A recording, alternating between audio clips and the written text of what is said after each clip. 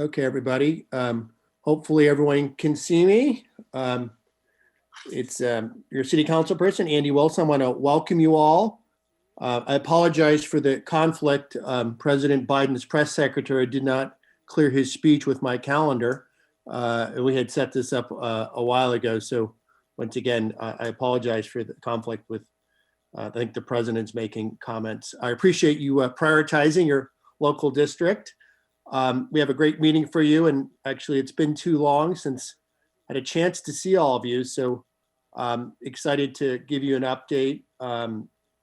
If you may recall, our last in-person meeting was at, I think it was Blair High School, where we talked about what was going on in education. It was right before the lockdown. Hard to believe that was a year ago. I think they're COVID years, it feels like 7 years ago. And we missed our winter meeting, which we normally raffle away our parade tickets and our Rose Bowl seats, and obviously very disappointing not to have had the parade in the Rose Bowl this year, but I have it on good sources that that will be back for 2022.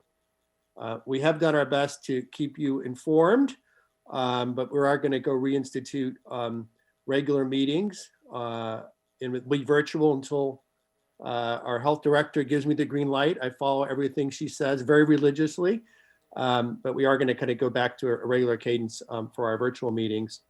This is being broadcast in over KPATH and will be recorded as well. But we've had a lot of inquiries.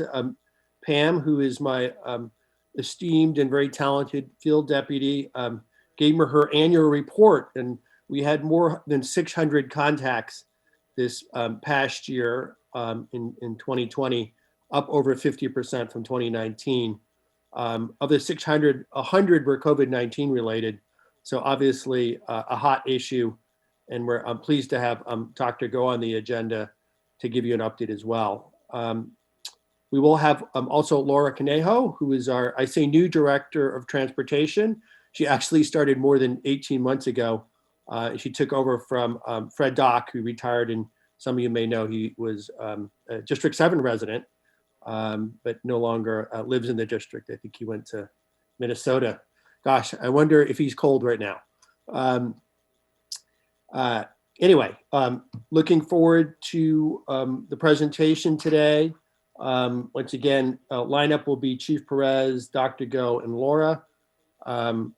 And we will talk a little bit about transit or right before Laura's piece. But first up is John Perez. And I know, from this, hopefully many of you joined the State of the City. I got as the vice mayor. One of my important duties was to be the MC of the State of the City. And I understand I'm nominated for an Academy Award for that. So please, if you haven't voted, please vote. But we'll have John Perez up first. And if you watch the State of the City, you'll know that crime is down, but violent crime is up. And fortunately for District 7, most of that activity is not our district, but it's certainly a grave concern for all of us across the community. Once again, John has been a great friend and collaborator. He's been the police chief since 2018. He's been with the department since 1985, despite his youthful age. Looks, I should say. He's been in public service for 35 years and obviously has a huge amount of experience. And I feel like I'm constantly a little bit of John's cheerleader, but I am so impressed by John for somebody who's so astute and experienced that he has this incredible thirst for innovation and continuous improvement. He's not one to coast on his laurels. So we're really lucky to have John, and I'm thrilled that he's going to kick us off tonight. So before I turn over to John, we do have on your Zoom panel, you'll see in the bottom a little Q&A on the bottom. And so if you have questions during the presentation, please put those in the Q&A. And Pam, who's once again always the puppet master behind me, will process those. And if it's a one-off that she can answer directly, she will. And if there's one that she thinks is going to be helpful to the group, then she'll flag it to me, and I will either handle it myself or give it to our speaker. So with that, I am going to turn it over to Chief Perez. Thank you very much, Vice Mayor. And I'll begin by um, saying that we should all take a moment and support all those people that have lost somebody to COVID and all the recent gang violence. There's a lot of people out there suffering and trying to push through during this time. So we remind ourselves of our purpose and what we're trying to do and have better communities and trying to find balance with all the issues that are out there. So I'll provide some remarks. I believe I should probably start on a global scale from the entire city and work my way down into the district. It might be better for everybody. Year to date, the city of Pasadena has, we've received probably close to 20, I would say about 37,000 phone calls, of which 17,000 have become calls for service for the city. And so of those, we received 9,000 911 calls. And during this time, as we respond to so many incidents, we have already seized 72 firearms this year. And if you notice, there hasn't been 72 days in a year, just probably just coming at that point. And most of those have been taken from waistbands and from pockets of individuals. So we are very, very concerned. Every night I go to sleep, I worry about the amount of guns we're taking, that sooner or later we're not going to have a perfect record and there will be another incident of an officer involved shooting. So I prepare for that, and I understand what the odds are of that happening with so many guns. And so this year, we've had 168 confirmed incidents of de-escalation, which is something that we've been tracking more recently to understand the encounters our officers have in trying to defuse and use the best communication skills possible as we can. And so that is a continued effort. From a issue of a gang conflict we've been hearing about, it is something that's happening regionally. If you do not know, we are looking at the highest level of violent crime maybe in our nation's history from one year to another, which is 35%. The largest year we've seen prior to that was about 12%. So this triples that amount. We are still at historical lows in terms of crime, not only in the nation, but here in Pasadena, we are very, very low crime rates. However, what we don't want to see is a year over year increase at this rate. And that could be dangerous for all of us. So year to date right now, we do have nearly a 20% crime drop for Pasadena. We are focused on being visible and being in the right areas, on using science and using hotspot policing and intelligence-led strategies to be where we think the crime will occur. And the seizure of guns is evidence that that works because we are where the guns are at before an incident happens. And so we try to be where we can be before something occurs, as opposed to being there when it's happening, and we increase the chances of having a negative engagement with an armed conflict. And so things are looking very well, and we're doing much better with the crime. Regarding the shootings, we are advancing our investigations. I like where they're going. I don't want to talk too much about that, but it's moving in the right direction. It just requires more time for us today to try to identify suspects and arrest them. It requires much more technology than ever before. And that is really, really a challenge for us in trying to use technology to capture our suspects. So it's moving in the right direction. When it comes to the district, we've had about 100 crimes this year. And again, the district is looking at lower crime than the average for all the districts.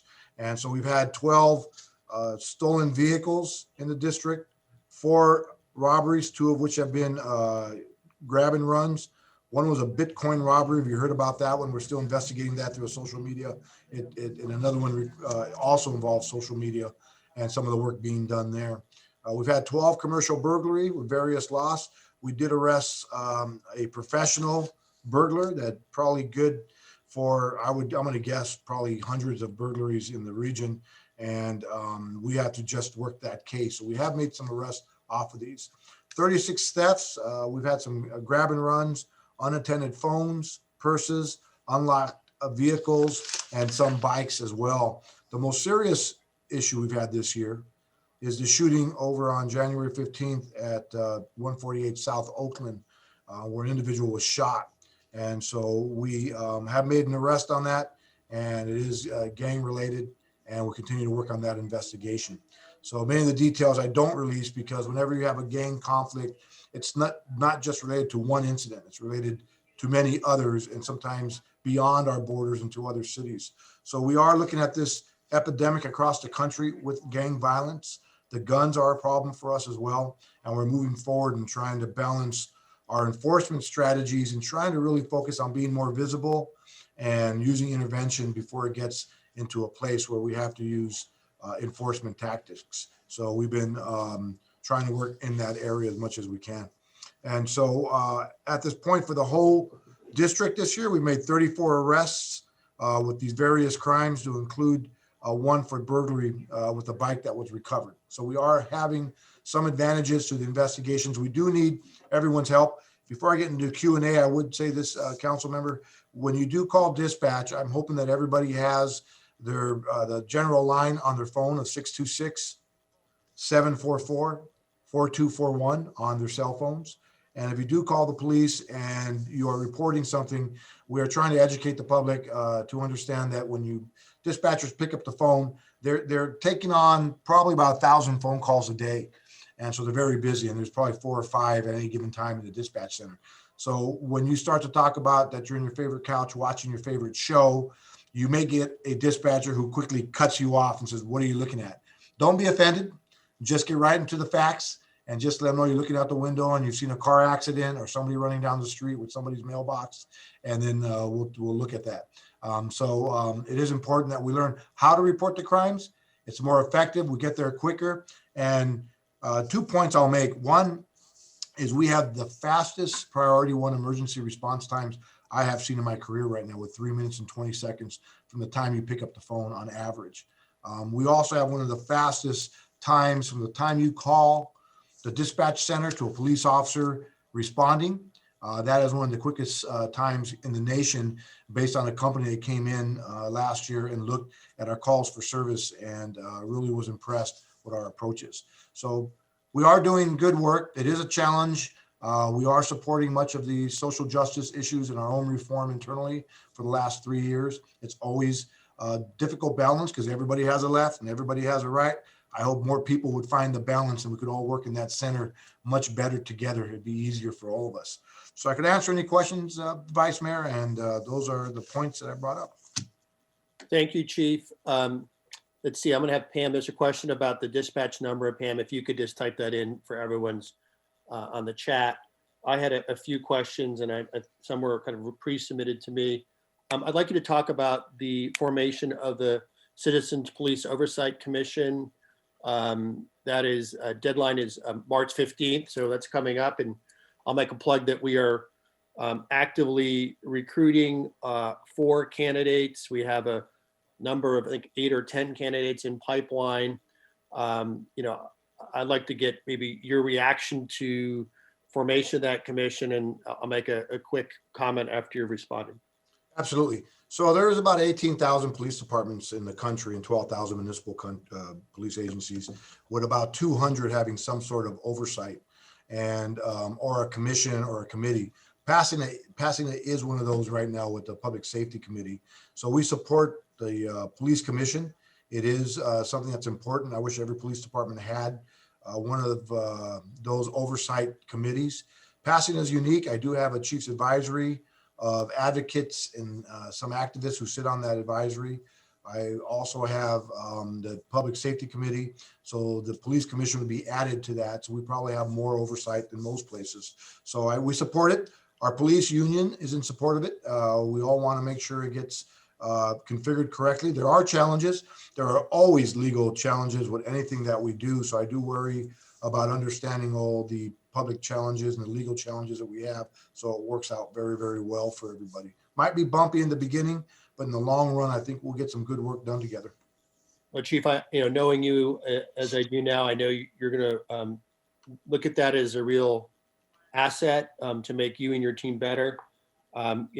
So people know on this call, I very much support the formation of Police Oversight Committee or Commission. We already have a number of applicants, people who are passionate about the topic. I encourage them to apply.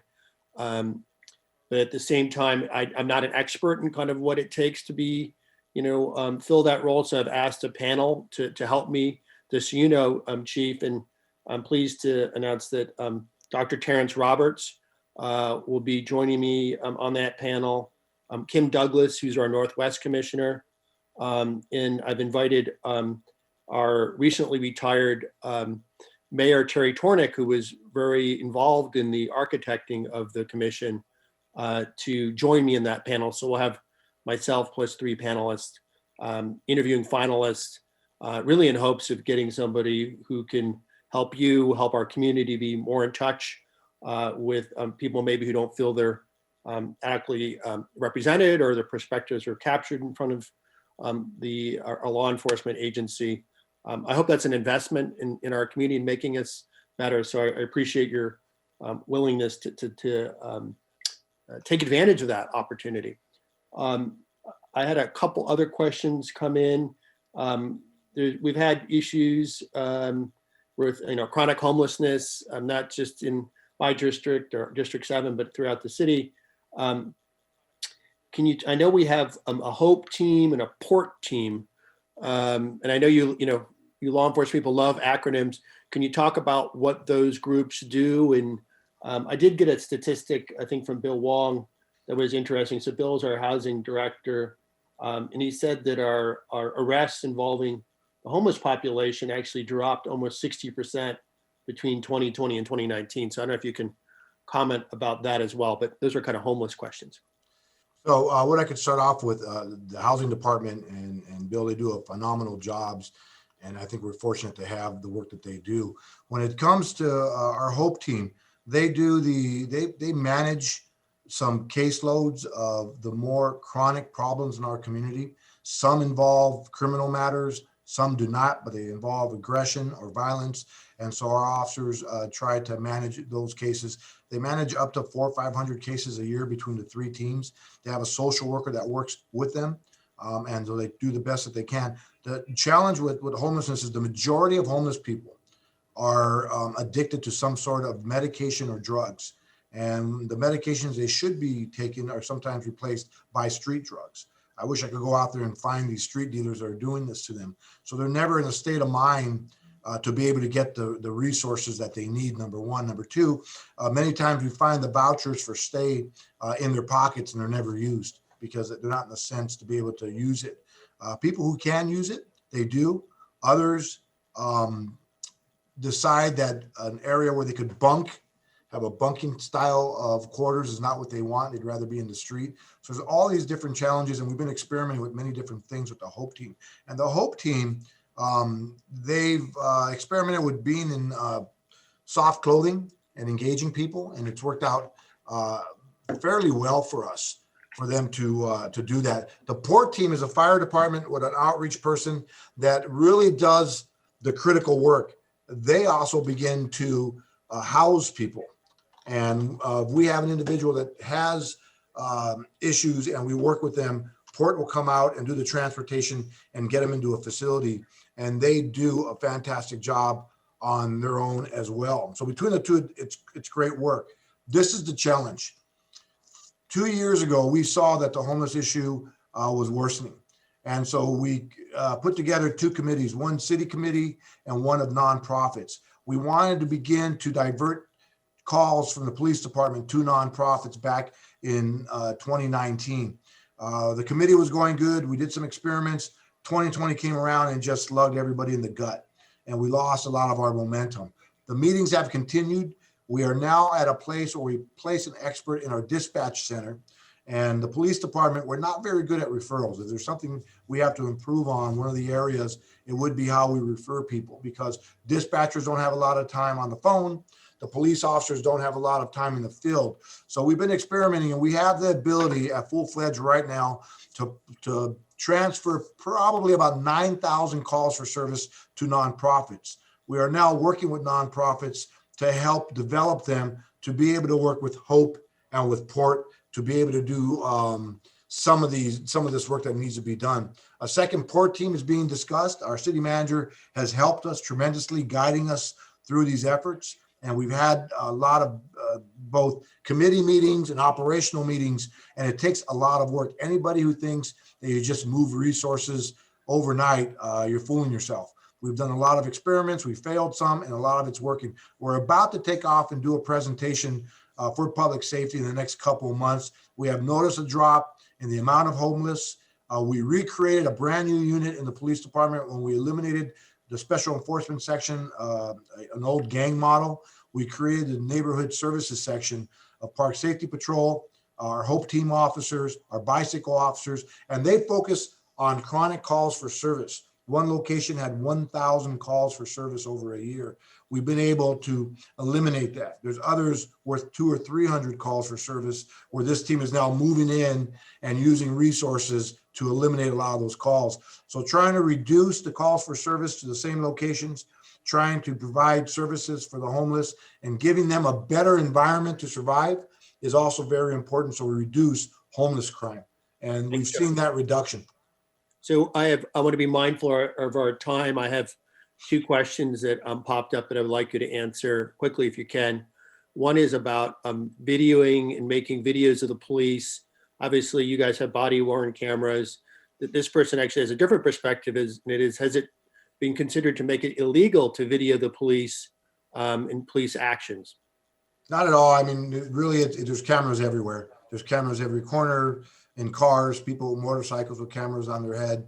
So the videos out there, we believe in them. Our body-worn cameras are not just used to document incidents. We use them for training. We use them to review complaints, use of forces. We've seen performance and behaviors increase on both sides. So we believe in the cameras and trying to limit that usage. It is a little bit frustrating when somebody does pull out a camera on their phone and they put it 2 inches from an officer's face. They should know to step back, stay back, and then video anything you want. But getting involved, interfering with officers' work could lead to an arrest, and that's always a negative thing for everybody. Can I just suggest that if there is an incident that a citizen feels that is video worthy, please, if it's a public safety issue, call 911 first. Don't get your video out. Absolutely. To mobilize resources. Certainly you have a right to create video, but priority is kind of public safety. The last question before we switch to Dr. Go. Can you describe any new de-escalation training or programs that you have implemented in the police department? Yeah, so we've seen a drop in use of force in the last 2 years by over 20% in the last 2 years, as I said. We've seen a drop in over 60% and 70% in some uses of use of force, which has been fantastic. The way we're getting to this, we use something from the medical field, the health field, and how they debriefed incidents in which they'd have a death on the hospital floor and how they reviewed the incidents away from the risk management and the legal process. Within 30 days, a team got together and reviewed the process. We started to do this after reading a couple of articles. I implemented it back in 2018, and we saw immediate change. And within 30 days, officers being able to be in a room together and talk about better communication, talking about grabbing limbs instead of using a punch or a kick, controlling suspects. We're seeing that tremendously. We should have saw use of force last year, an increase with the amount of things that were happening. We did not. So that 30-day review has been great for us. We're also using technology, and we partnered with a technology company. We'll be rolling this out soon. We're using our own body-worn cameras for officers to see the incident and learn from them quickly with debriefs. And it's really become a fantastic part of what we're trying to do. We are tracking de-escalation so we could pick incidents and bring it back for the table and review those as well. And we're using more immersive training to use cognitive skills that the officers can recognize from implicit bias to other challenges, to understand how their body moves in stressful situations. And when there's fighting or running or movement with the vests and the jackets and everything that we have, it's important for them to understand their bodies. And so that's been a really big improvement in increasing confidence. So it's been a good thing, but we're just trying to drive down the potential for the officer involved shootings, which is going to be difficult with the guns that we're taking off the streets.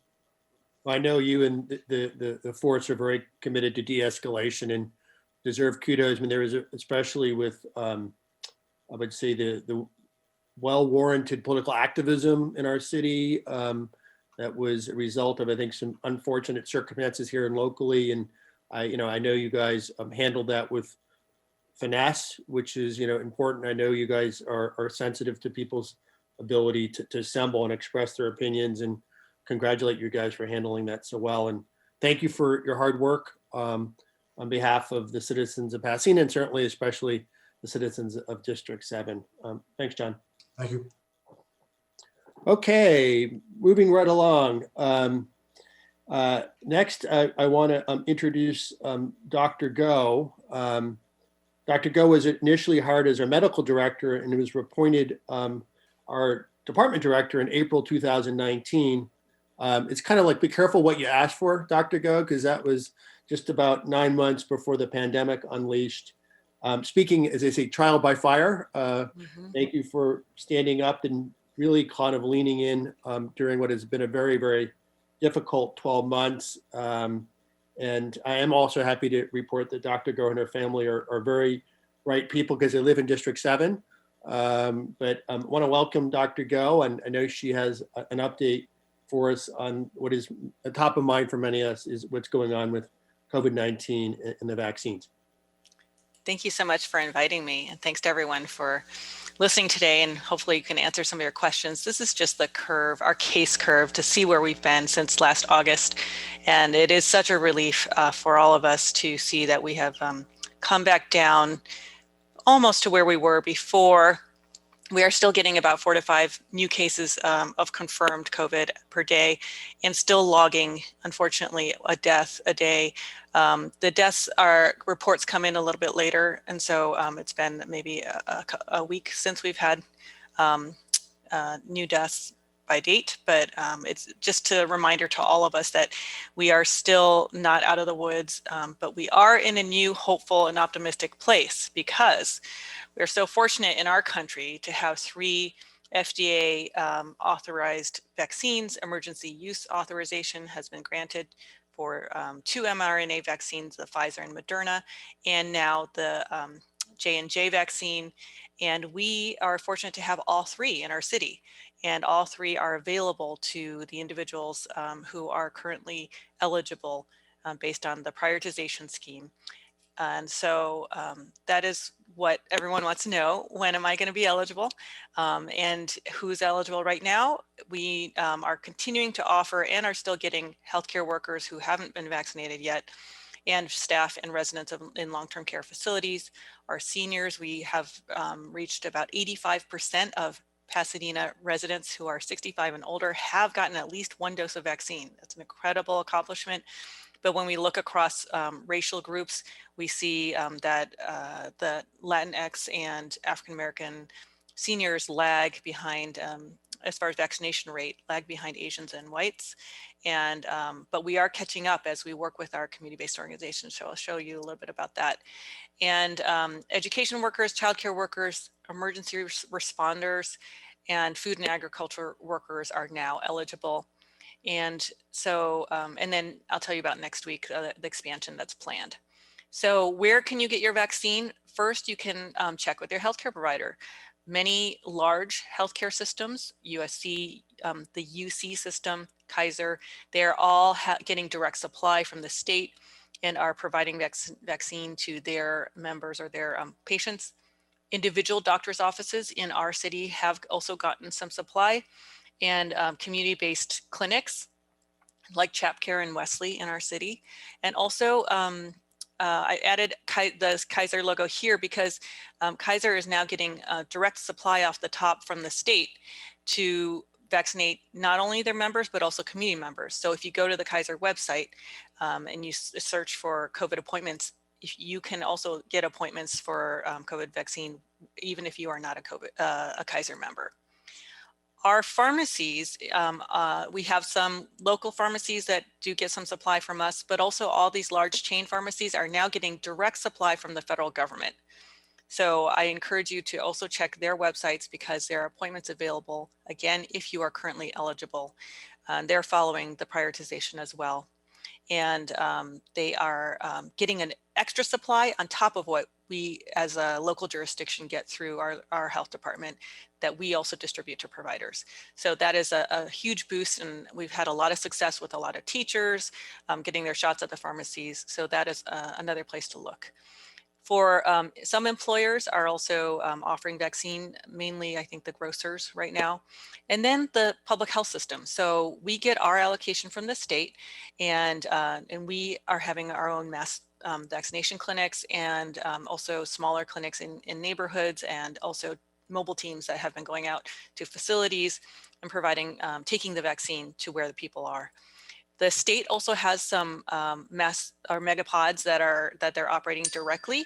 And then the CSULA site is a federally staffed and resourced location that can do 6,000 vaccines per day. And that has been also a really welcome resource for our region. So come Monday, all health jurisdictions and all vaccinators are moving along with the state to broaden eligibility to include any individual age 16 to 64 who might have a condition, a chronic health condition and serious health condition that puts you at greater risk of negative consequences from a COVID-19 infection. And so only those individuals who are in these categories are included. Cancer, chronic kidney disease, stage 4, chronic pulmonary disease, Down syndrome, if you're currently immunocompromised from an organ transplant, pregnancy, sickle cell disease, heart conditions such as coronary artery disease, but not hypertension, severe obesity with a BMI of 40 or greater, and type 2 diabetes. And we are currently have an interest list open on our website for individuals who are Pasadena residents only, who can get a proof of documentation of this diagnosis either from an ER visit or from your doctor, or something written with your name on it that can help us identify that you have this condition. And those individuals will be emailed with, once you enter our interest list, will be emailed with an opportunity for one of the 3 vaccines that we currently have. If you visit our website, this is what it will look like. You can see what phase we're currently in. That will be updated.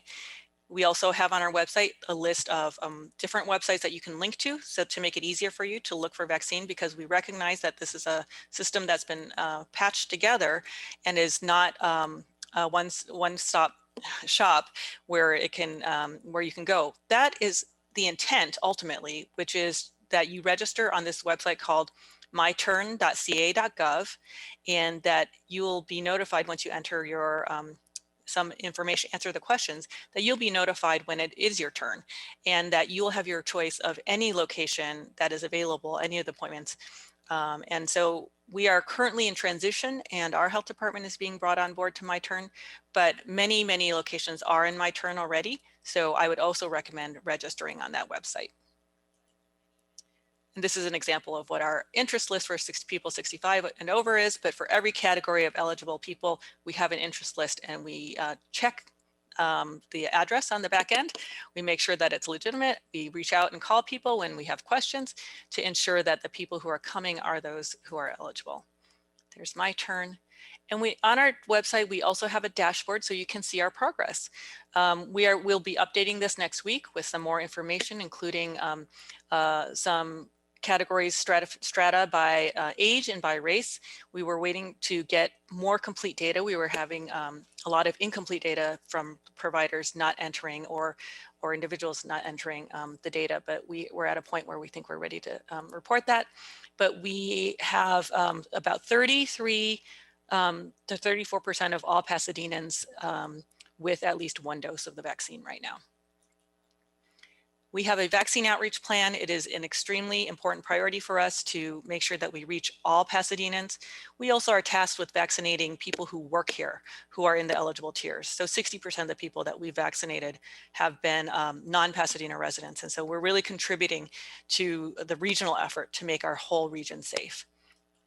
These are some examples. We had a community clinic at the NAACP office and also at the Pasadena Job Center recently. And with the help of Huntington Hospitals, they've provided resources to staff the clinics, and we've been partnering with the community organizations to get the right people signed up for their appointments. In the meantime, please still continue to follow the 3 Ws. CDC just put out some guidance about what fully vaccinated people can do as far as small gatherings with other fully vaccinated people. So I would like to refer you to that website and also offer that as incentive to everyone, especially I'm worried about the 20 to 30-year-olds who may not be so interested in getting a vaccine, that we encourage everyone in our lives to, no matter what their age, that when it's their turn, when they're eligible, to please go and get that vaccine. And these are just some resources. And that's all for my slides. Thank you, Dr. Go. I know we have a few questions, but since I have the mic, I wanted to ask about, I saw in the news that we were supposed to have a vaccine clinic today and that got canceled.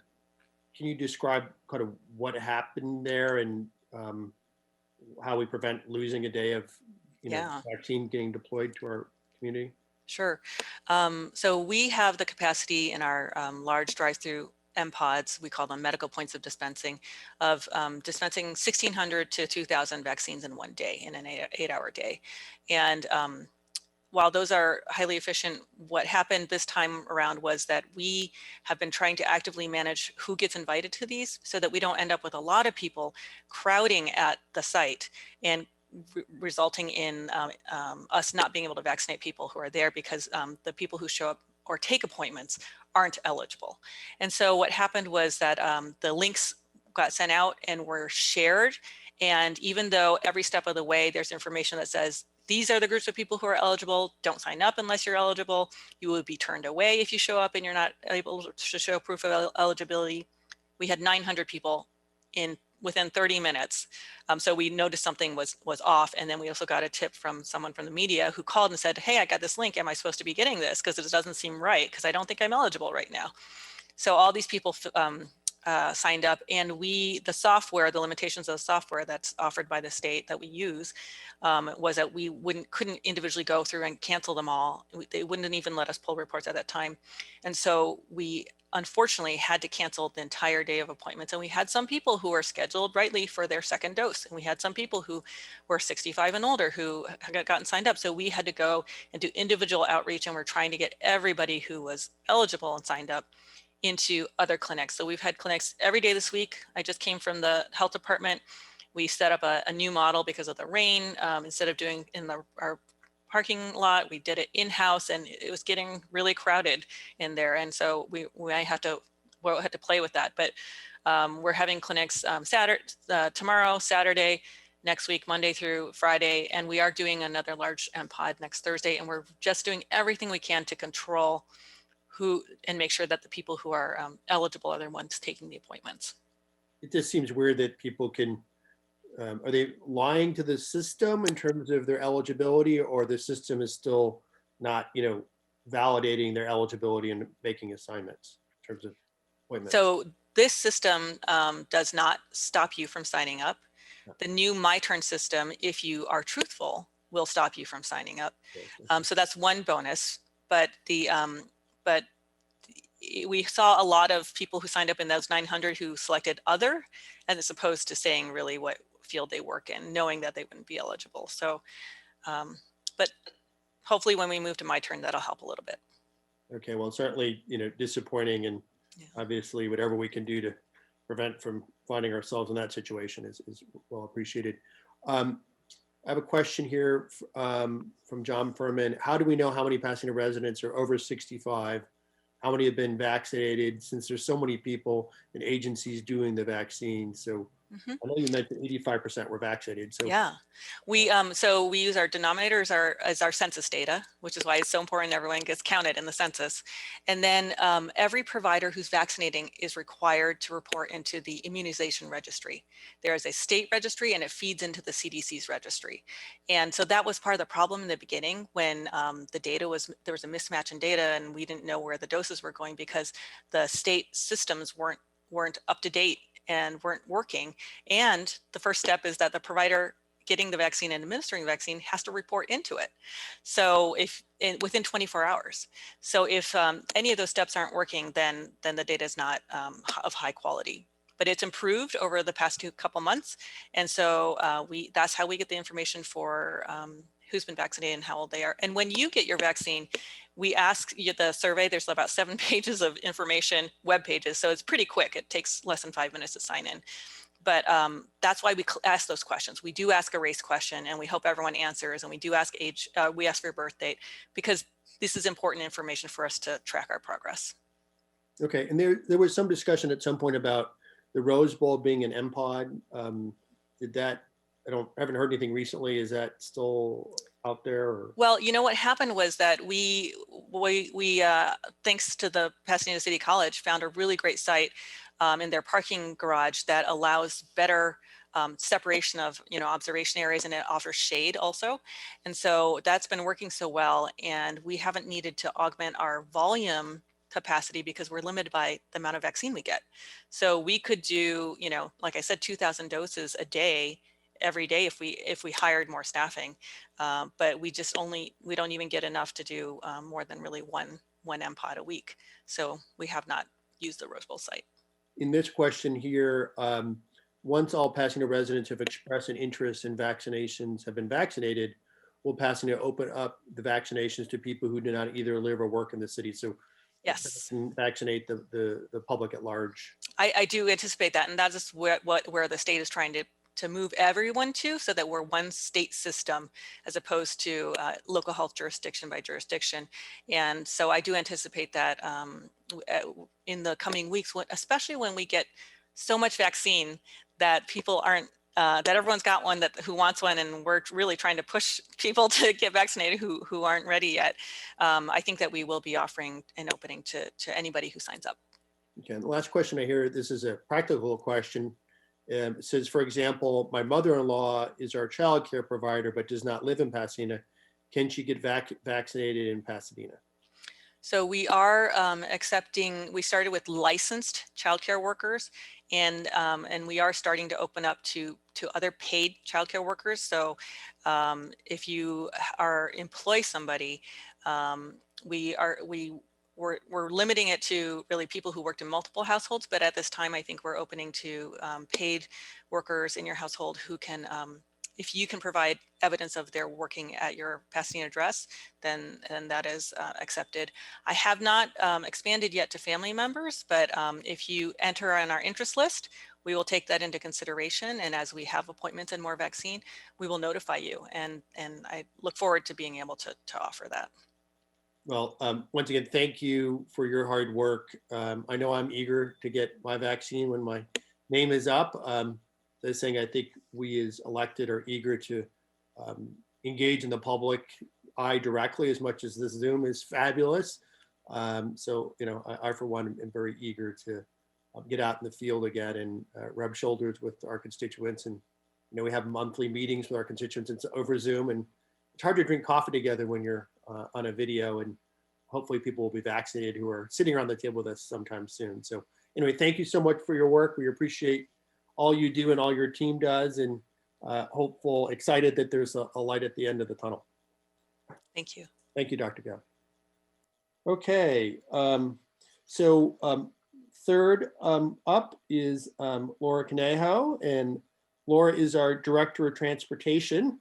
Like I said, I mentioned to her earlier, she's new, but she's really not that new. We just haven't had a chance to put her on stage. I wanted to welcome Laura. I should mention that before she came to Pasadena, she was the Deputy Executive Officer of the citywide planning for LA Metro, and was responsible for looking at infrastructure ranging from rail and pedestrian bicycle projects. So she knows transit well. And prior to Metro, she was the Interim Director of Transportation and Director of Strategic Planning for City of Montebello. So Laura, thank you for joining us. Absolutely, thank you for inviting me. Just want to make sure can you all see the presentation that I have up? We can. Perfect. Okay, so I'm going to provide a couple of citywide updates, things that have been happening in the transit, parking world, and then also a couple of more recent updates that I think the constituents of District 7 will be interested to learn about. So let me start with our transit system. The city of Pasadena is lucky to have and operate its own transit and dial-a-ride system. And during COVID, we've continued to keep the wheels turning. We've continued to provide service. A lot of our passengers do rely on our system either by choice or because they have no other way to get around. And many of them are essential workers. So we've continued to provide the service. However, we've made sure that we provided some enhanced safety features, not just to keep our bus operators safe, but also to keep our customers safe. So a couple of things that we have in place are, for example, we instituted some rear door boarding. we do require that all our customers wear their masks when both they are at the bus stop and when they are on our transit system. We do enhanced nightly cleaning, and throughout the day, our bus operators go throughout the bus and they wipe down high touch points. We have a hand sanitizing dispenser at the rear of our bus. And whenever we have them available, our operators have, all of our buses have disposable masks, so that if we do happen to have a customer aboard who does not have a face covering, we make sure we offer them one. If you have ridden our buses recently, you may have seen, as a picture with the red circle shows, our operators now have an additional protection with a barrier. That is because at some point we will be going back to front door boarding, and we want to be able to make sure that you can, say hi to your bus operator, greet them. They want to greet you, but we still want to provide some protection. So those barriers are in place to both protect them and protect our customers as they board our buses. So that is on the transit side. One thing that I will note is we have seen our ridership increase, which normally is really great, except that during time of COVID, we have purposely been trying to keep our boardings down. We do limit our boardings. We want our passengers to be able to socially distance. And so we have added additional trips, because when we are limiting our boardings and ridership is going up, inevitably we are leaving some people behind at the bus stop, unfortunately. So we are reallocating service. We're being super flexible, getting additional trippers out there to try to minimize the disruption to our service and to our customers. On the parking side, we have a lot going on there as well. Over the summer, we completed the installation of our parking access and revenue control system. That is a very long, technical, and fancy way of saying we have installed new arm gates, and essentially the brain that controls that parking system. So in the past, if you were able to get into one of our garages, but found that those arms weren't quite raising on the way out, or wasn't reading your ticket, that shouldn't be a problem anymore. This is a state-of-the-art system. It's all kind of synced together. And so it should be a much easier, friendlier way for you to be able to access and get out of our garages when you need to.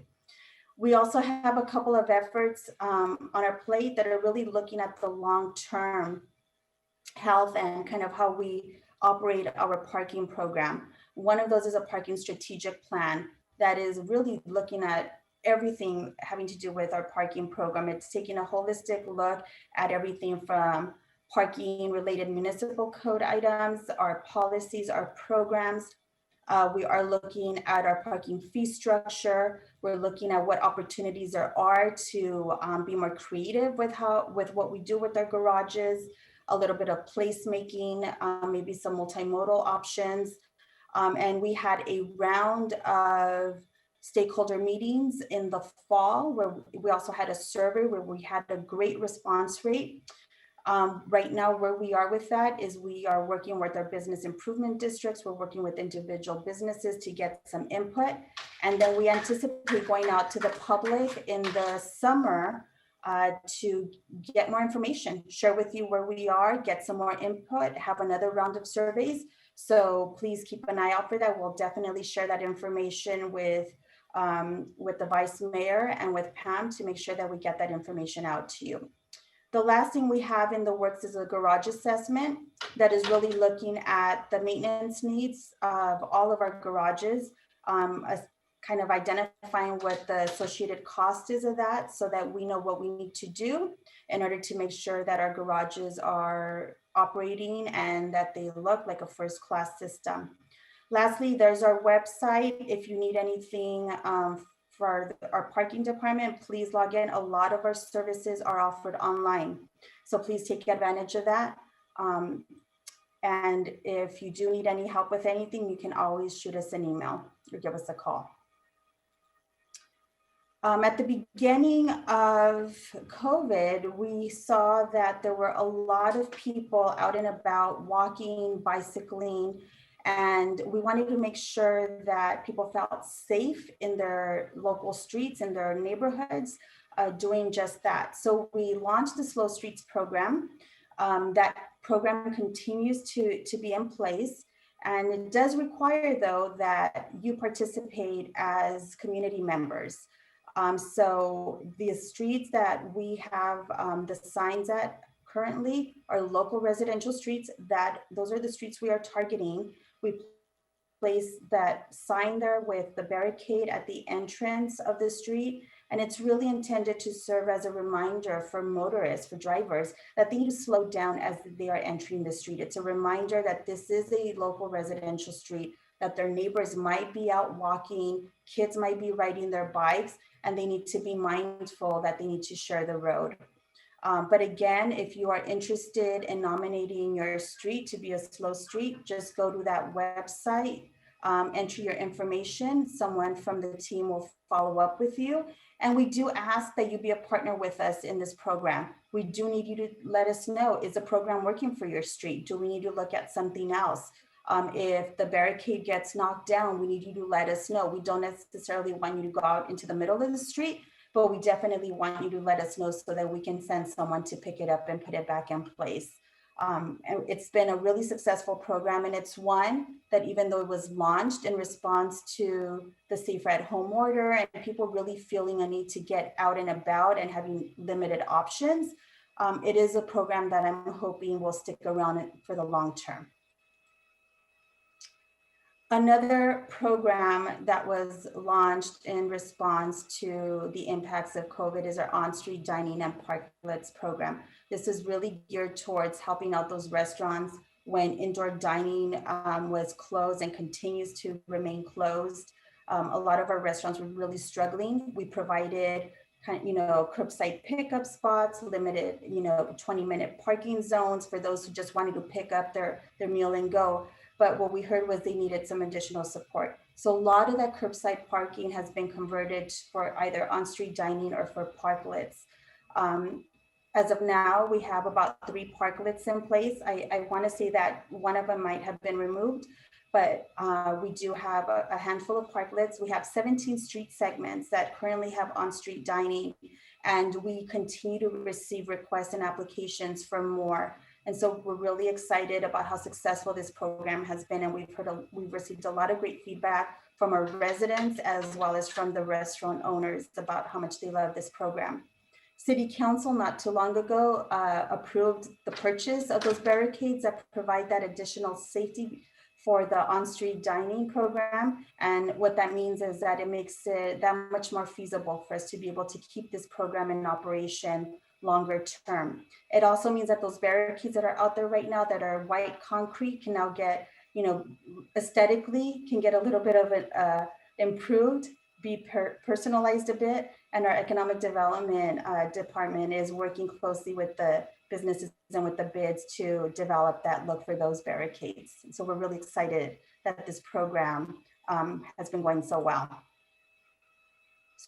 The next thing I want to talk about, and I think it's of particular interest to District 7 residents, is that even during COVID, we continue to receive, or the planning department, I should say, continues to receive a lot of applications from developers. And we at the transportation department, we work very closely as part of this process. Our responsibility is conducting the traffic analysis or the transportation analysis for every single application that gets submitted through the planning department. You see here kind of the different levels of analyses that are conducted for every single type of development. So for example, if there's a small development up to 10 units or less than 10,000 square feet, we take a look at it. We make sure that that proposed project is in line with our design guidelines, with our pedestrian plan, with our bicycle action plan. We make sure that the way it's situated doesn't create any safety concerns or doesn't impede on traffic. If there's a project that is between 11 to 49 units or between 10,000 square feet and just under 50,000 square feet, we apply what used to be called the outside CEQA, but is now the local mobility analysis, where we do some additional, more localized traffic focused analysis. What was before known as level of service, this is where we apply that analysis. And then lastly, for the larger projects, 50 or more units, over 50,000 square feet, we conduct a California Environmental Quality Act analysis, or CEQA. This is where we look at vehicle miles traveled, vehicle trips. We look at pedestrian accessibility, bicycle accessibility, transit proximity, really kind of more from an environmental perspective.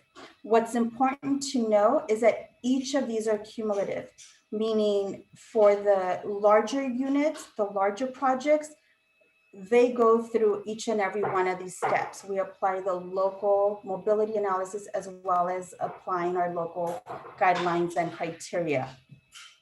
In November, City Council approved updating for under CEQA our baseline. So now every project that gets analyzed, we are looking at our baseline year is 2017.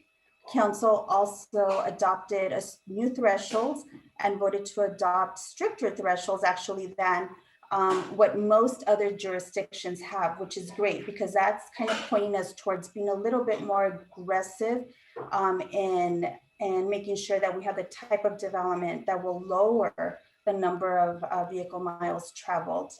The last thing I want to share is that we are gearing up to update our local mobility analysis. Again, that is where we look at level of service and the street segment analysis, the more localized traffic conditions.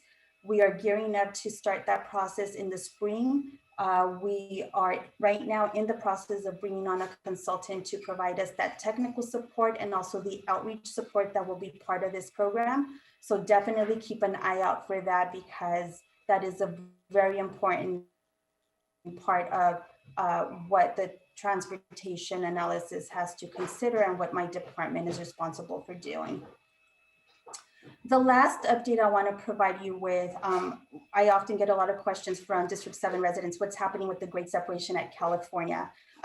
So a little bit of background, when the 710 North extension was essentially killed by Caltrans and Metro, there remains some funding that was supposed to be for the environmental study of that project, that extension.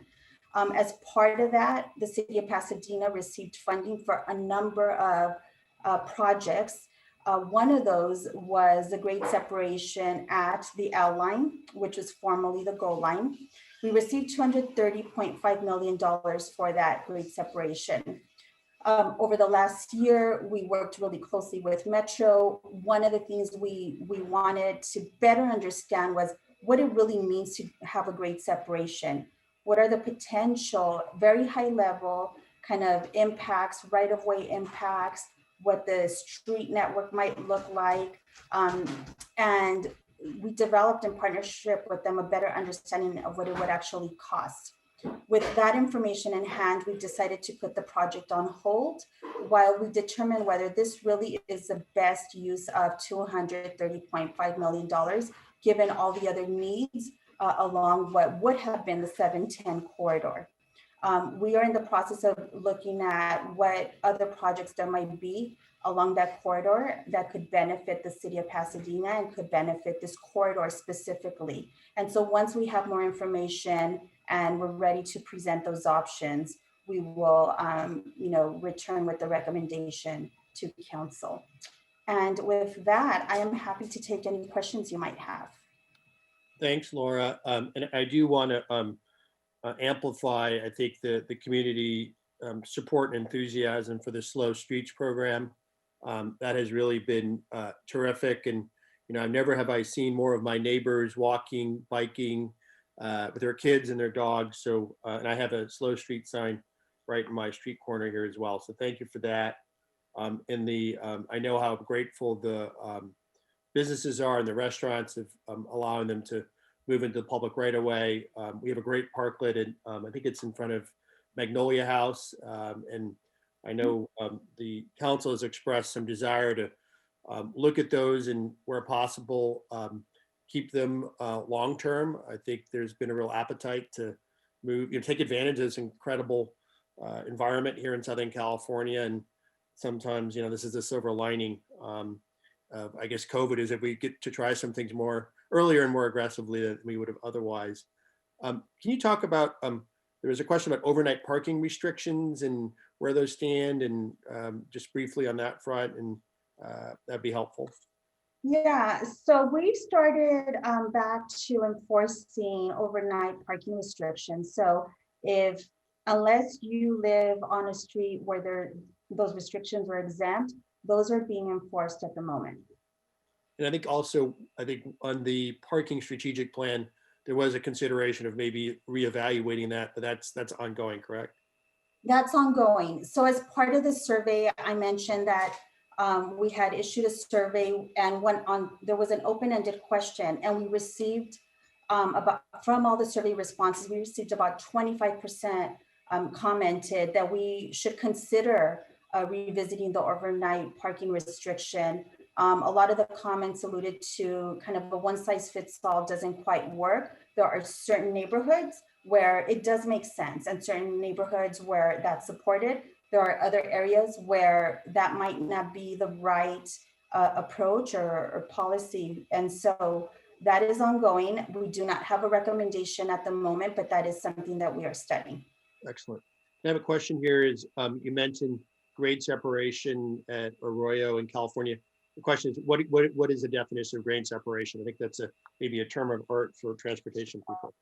So the grade separation is essentially right now what we have with the L line at California is an add grade system. So the street and the rail system both operate at the street level. A grade separation essentially means you have one of them operating at a different level. So for example, you could have essentially a bridge. So that would be kind of an aerial configuration where the rail, like the street would remain where it is, and the rail system would essentially go over California.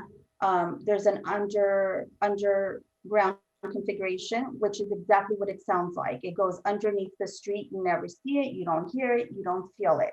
And then there are other variations, but essentially that's what it means. You have the street running traffic and the rail literally separated, so they're not interacting.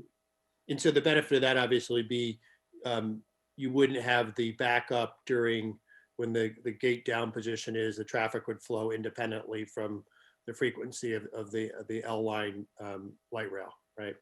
Correct. Excellent. Then a question about, we had a short pilot period with the Metro bike share. What's going on with, bike share, last mile mobility? Are there any plans to, come up with a solution for the community? Yeah, we continue to explore micromobility solutions, first last mile solutions.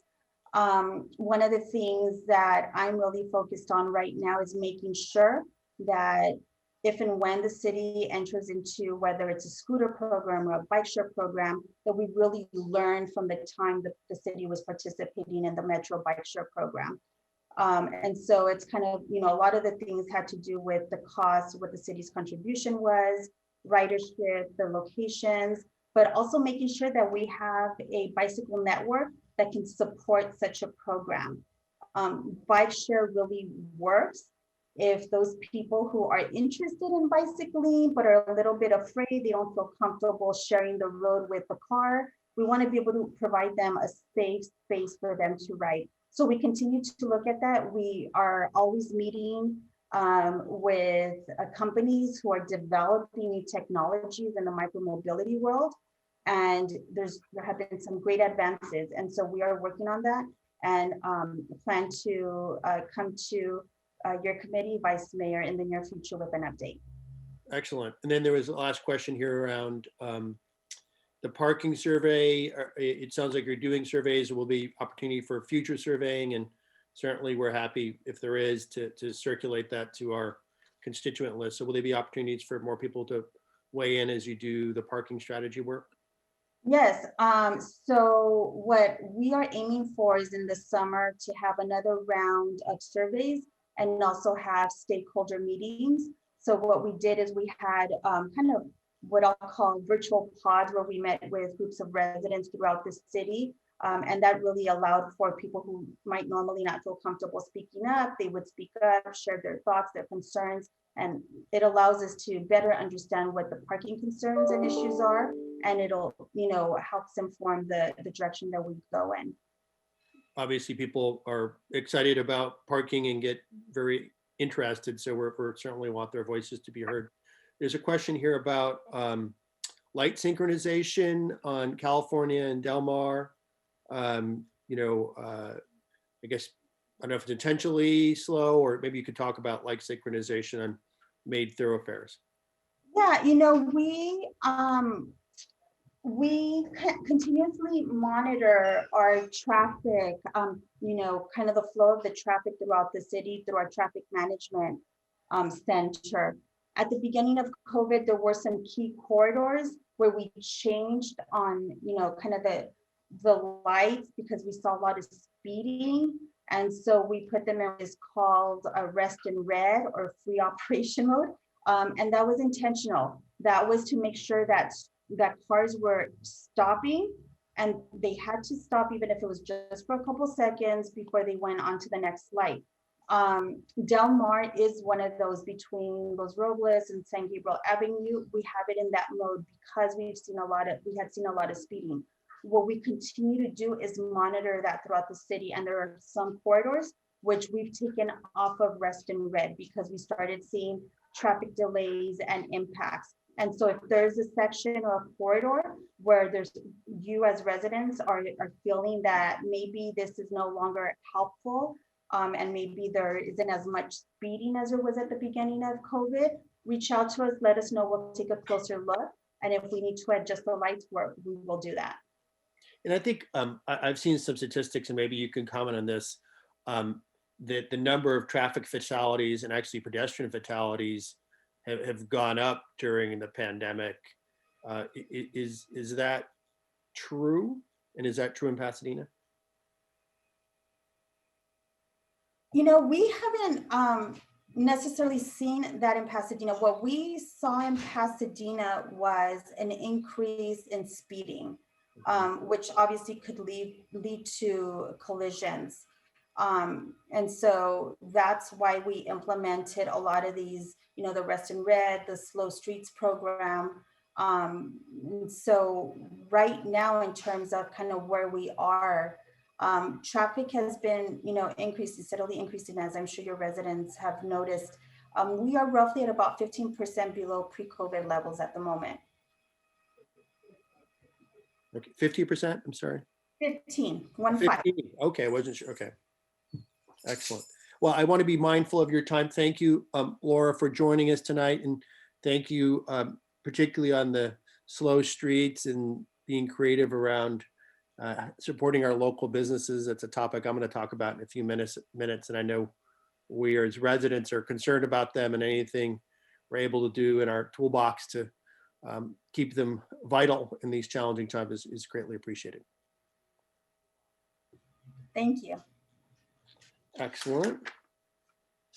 Well, I thought now that we've had the headliners, that we would move along and just provide a quick couple updates on my end. We will, on our next meeting, we're already lining up our speakers, but I just want to let you know, just to entice you, probably be in June. While the city manager talk about the budget and kind of our recovery strategy. I'm going to talk a little bit about the budget today. We also have a new fire chief who I think started in the last few days. I'm going to have a coffee with him next week, but Chad Augenstein has joined us from Sacramento, I believe, and we will have him join us in our next meeting so you all can get to know him. I know we're very kind of proud of our fire department, and its leadership makes a big difference in terms of how we feel safe in our communities. I look forward to having the new fire chief. Quick updates for me, and then I'll maybe I want to be mindful. I would like to be done by 6:30 if possible, but a quick on the budget. Hopefully some of you were able to participate in the, once again, State of the City. As Victor or Mayor Gordo mentioned, The city had lost about 30 million in revenue and spent an extra $30 million in COVID expenses. Fortunately, the city has been very prudent in terms of building its reserves, that we have been well reserved. We have consumed some of the surplus reserves, but I'm happy to report that we still do have $55 million sitting in our reserve account, including about $10 or $12 million in our what's called a Section 115 trust. The crisis obviously is not over. So we need to continue to be guarded about those expenditures. We are just starting the budgeting cycle. Areas that I think are kind of the wild cards that maybe have me tossing and turning at night are the Rose Bowl and the Convention Center. As you know, both those facilities have been dark during the pandemic. You can't assemble, so no big sporting events and no conventions. Both those facilities underwent very substantial capital investments in the last decade or so and have debt service that it needs to continue to be served, whether those operations are running or not. And so the city is the kind of backup, the guarantor of those debt payments. And I know the Rose Bowl is something around 11 or $12 million. And so we've had to cover some of those debt obligations. And obviously, we're eager for both those facilities to return to their course of business because they could be a very significant drain on our resources. Getting people vaccinated and getting sports back going. I think my younger son is playing a scrimmage in football this week. So at least the high school are starting to get sports games going again. But I think it's going to be a while before the Rose Bowl returns to its level of activity. And obviously we knew that more stadiums have come online, and setting COVID-19 aside, there were going to be some financial challenges there. We do have questions around, what's going to happen to the convention business. And, here we are remote and people are having all sorts of meetings remotely, and how quickly and what type of opportunity will convention centers fill post-pandemic, I think is to be determined. So once again, those are big things that I'm worried about. But I do think, we have buffer and runway and reserves, and we need to spend that carefully. I did correspond with the city manager, and my friend President Joe Biden has just signed a very large COVID Recovery Act, and I think about $50 million are on their way in some form to the city of Pasadena, and that will be welcome relief. Our local businesses certainly have struggled, and I thought I should talk briefly, share some comments I put together for the Madison Heights Neighborhood Association about South Lake. Love old Pasadena, but really our community shopping district, at least in my mind, is very much, South Lake and the Playhouse District. Retail vacancy is pushing close to 20%. Office vacancy is close to 33%. And it's funny, Laura mentioned that traffic volume is around 15% of what it was pre-COVID. And interestingly enough, it's been estimated that corporate office space is about 15% of their occupants are actually in the office space. So especially locations like South Lake, where they are office towers, that impacts their ability to have customers. And that unfortunately has led to the demise of mostly, restaurants that probably some of us or many of us frequented, like Del Frisco's and Dupar's, Paul Martin's, some retail, Pottery Barn Kids have all unfortunately not made it. And I'm sure we're likely, unfortunately, to see losses of more retail operations. We did recently get Randy's Donuts and Five Guys Burgers, which is adding to my COVID-12 waistline, and a couple new retail uses, but we don't think we're adding them as quickly as we are losing them. And it does have me concerned about, that what lovely kind of residential or community retail that we've had in our city. And I know at the EdTech committee, which I serve on, is looking at strategies, and we've provided grant funding and things like that to try to provide some relief to our local retailers that once again make this such a wonderful place to live. Couple things that we have done. We've added recently veterinary clinics to be allowed retail use. So a lot of people now have pets more than ever. And now you can, they can have a retail presence rather than being kind of in a commercial district. So those are kind of actions we're taking. I don't want to get into a esoteric discussion about planning, but I do want to let you know that our planning department is in the midst of updating the specific plans, which are the localization of what our general plan is. And that general plan is kind of our master planning document that was adopted in 2015. In particular, the specific plan for the Central District and East Colorado Touch and Engage District 7. So my office and Pam and many of you have been paying attention to that.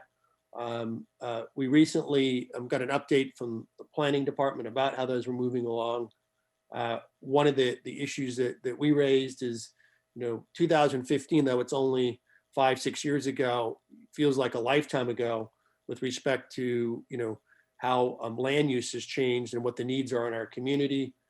As I mentioned, retail demand has changed quite dramatically. It's unclear as to what will happen with office demand. We still have a shortage of residential units. We just had a little of a dialogue with the chief about homeless, and many people who want to live in Pasadena can't afford it. So you kind of wonder whether some of that retail space and office space could be reused or reclassified to allow residential there.